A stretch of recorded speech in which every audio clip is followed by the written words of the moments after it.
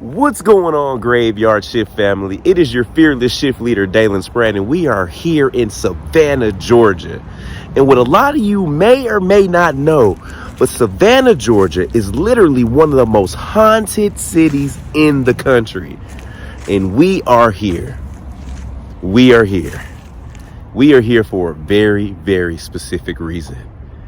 We have come here to visit the infamous, the notorious, some may say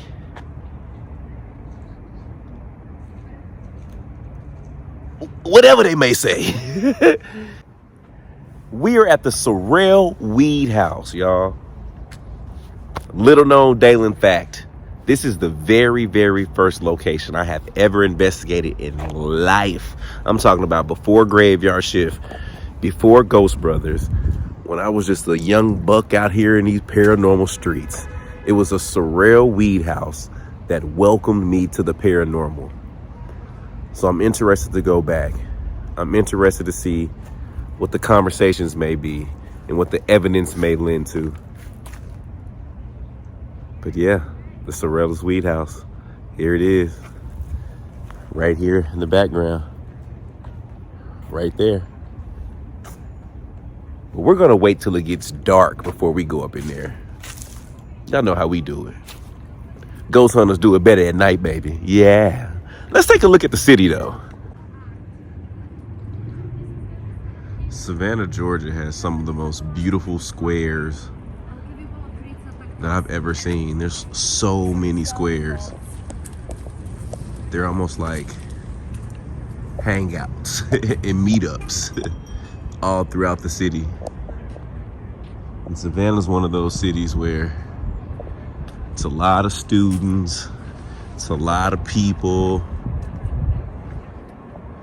and you literally get all walks of life here. It's a beautiful day out here. It's starting to become evening, afternoon, evening. But right here is the old Sorrel Weed House, sitting right on the corner of Bull Street and Harris Street. But like I said, we're gonna come back at night and we're gonna have free range over this entire building. Free range. I'm not gonna lie, y'all. I am a little nervous. I'm a little nervous.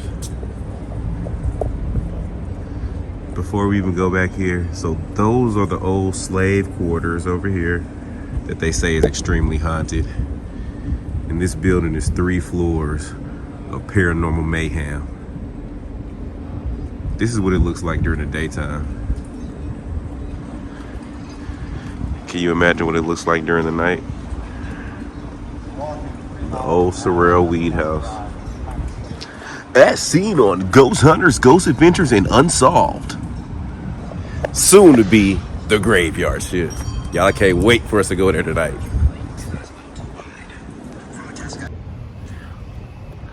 All right, family. I just want to say thank you. Because of your donations, we were able to rent out the Sorrel Weed House, y'all. We have our own private tour guide. So they're actually having tours, ghost tours, all around this neighborhood. This whole square is haunted. But because we are graveyard shifters, we have exclusive access to the Sorrel Weed House. So let's go in while everybody else waits outside.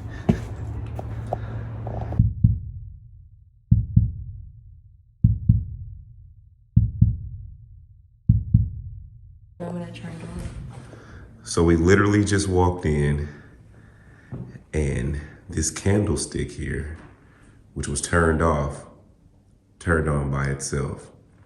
I haven't even introduced you yet. Hi. Right. Okay, so you said that this was... It was off. I had 2 of them. I had one set up in the women's parlor, one in the gentleman's.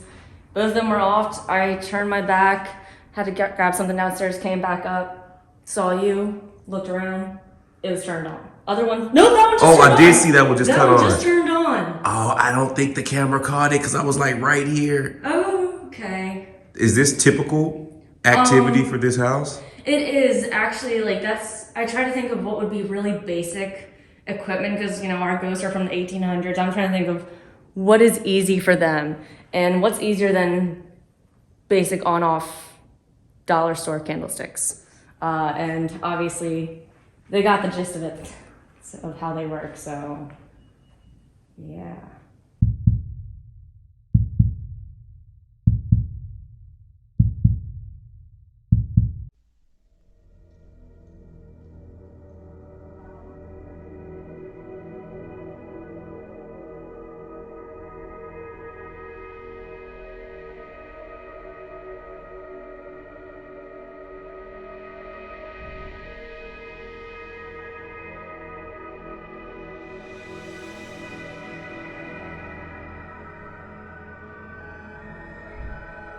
I had two of them. I had one set up in the women's parlor, one in the gentlemen's. Both of them were off. I turned my back, grabbed something downstairs, came back up, saw you, looked around. It was turned on. Other one, no, that one just turned on. I did see that one just That cut one on. just turned on. Oh, I don't think the camera caught it because I was like right here. Oh, Okay. I wonder if we ask, can the lights respond? give it a try. Thank you so much for making the lights come on the candlestick. Do you mind turning one of them, if not both of them, off for us, please?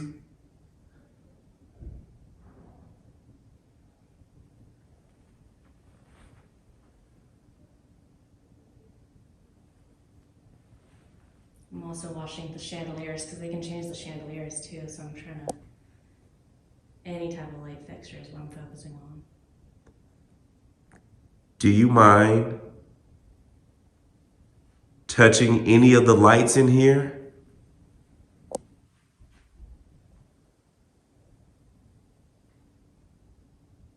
Can you show me how strong you are?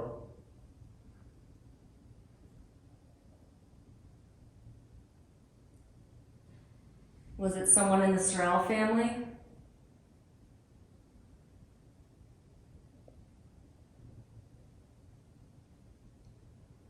One of the next owners?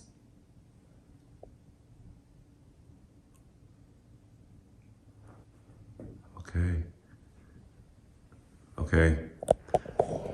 All right, family. We haven't even started the investigation yet. We literally just walked into the Sorrel Weed House. I haven't even introduced you to our partner, our friend, the special person that's taken their time to come show us around and explain to us the real, true history of the Sorrel Weed House, which has been dubbed like one of the most haunted locations in the country, right here in the heart of Savannah, Georgia. So I want to introduce you to my friend and one of the main, what would your title be here? Paranormal investigator.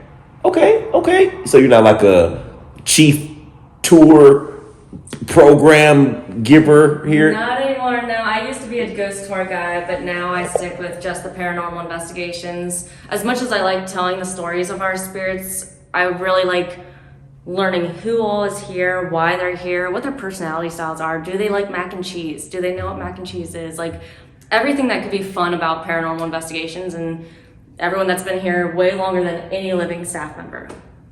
This is our good friend, Aubrey. Aubrey, where are you from? I'm initially from Maryland. Maryland. What brought you to Savannah, Georgia?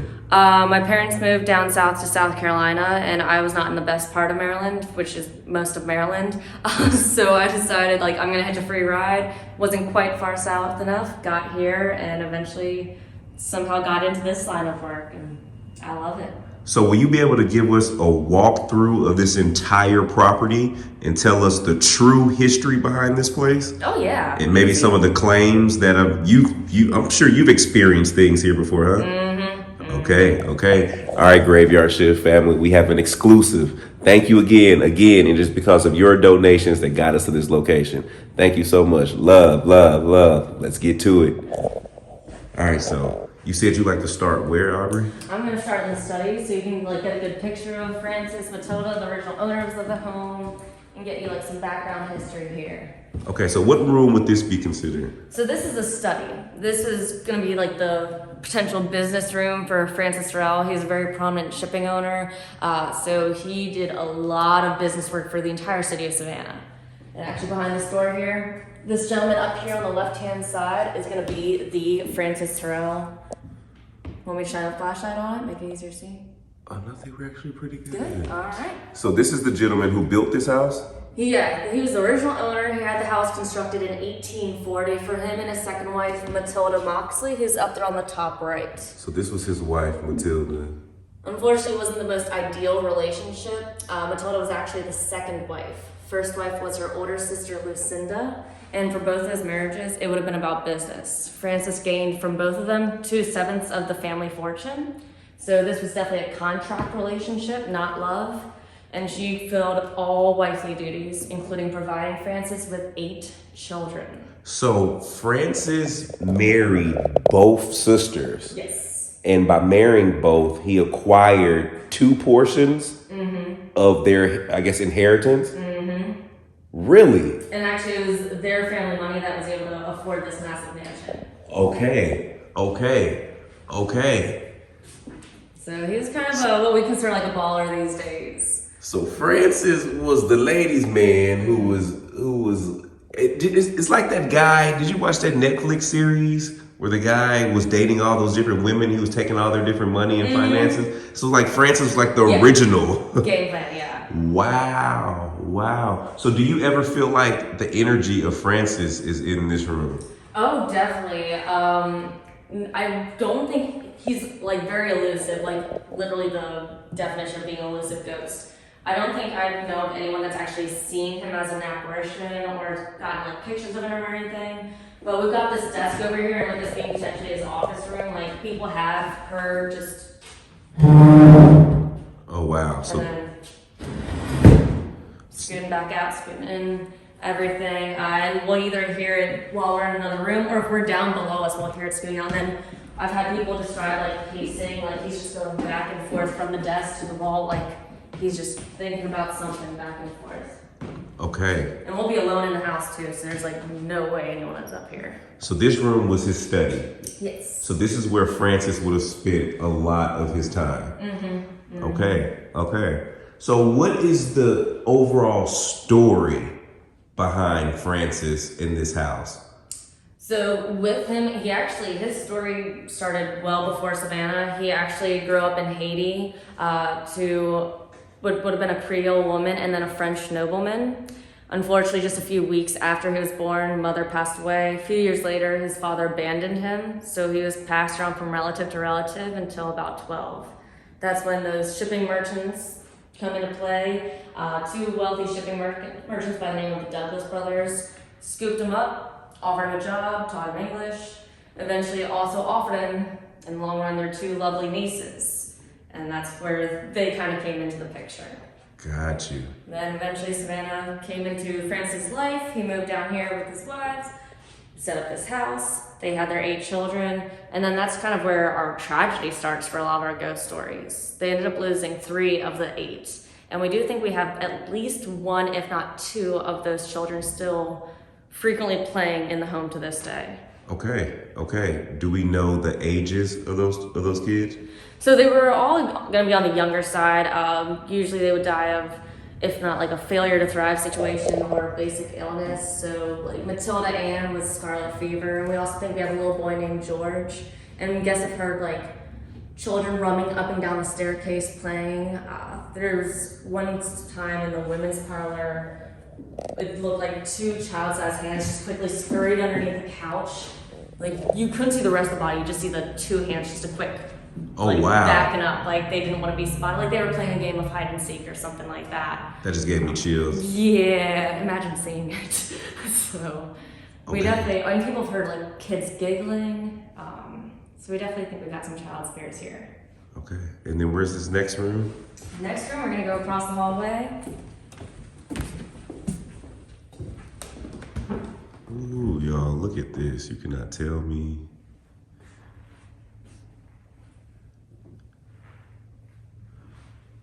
It's just that stairwell feels so like.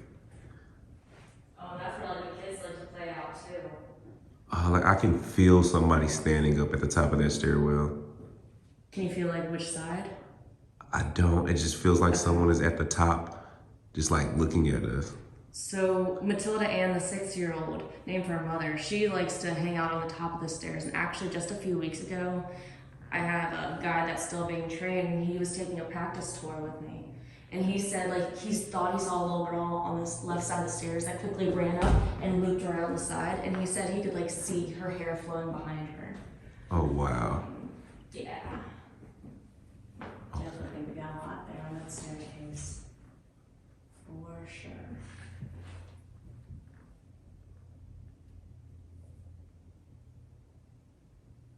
Okay, now it did. I know that candle's blinking in there, but it looked like someone peeked around the corner right here. I'm not surprised by that either. Like, let's just assume that every single section of the house has some type of spirit with it somewhere.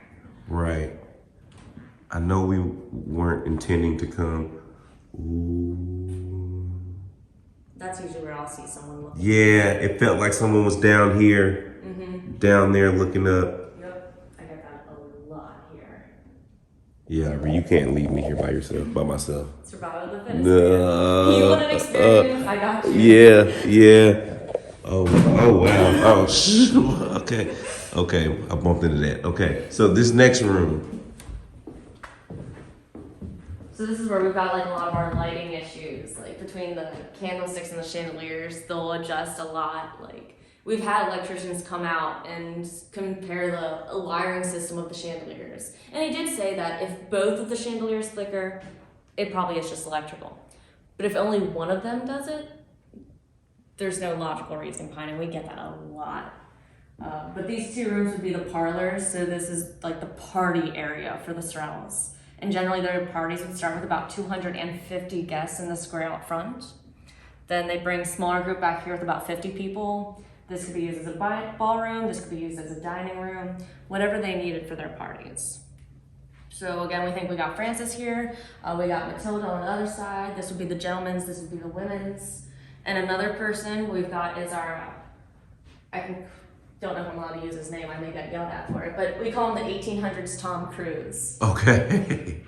That's okay. Gilbert Moxley. He was one of Francis and Matilda's children, and people have described seeing a gentleman in a Civil War uniform. We've had pictures of him as a full body apparition. He never changed his facial hair, so I always pay attention to the mustache and the goatee. Oh wow, can you see it in the apparition? Yeah, you'll be able to see that. Like that's the dead giveaway. Oh, sorry, my bad. No bad. Giveaway that like it is him because he's never changed it. And we've got pictures of him when he was still alive, and like in a 50-year span, he always has the same hairstyle. So he's at least consistent with it. But he's also the one that kind of concerns me a lot on this floor, especially if you're a female guest, because he can be kind of handsy, and we found out that he's kind of a butt man. Okay. And has sexually violated some of my guests in the past. So yeah, he's kind of a interesting character I'm careful with. Watch out, those eyes will follow you too. It feels like it. Mm-hmm. It feels like he's looking through this photo, like he's looking at you. Yep.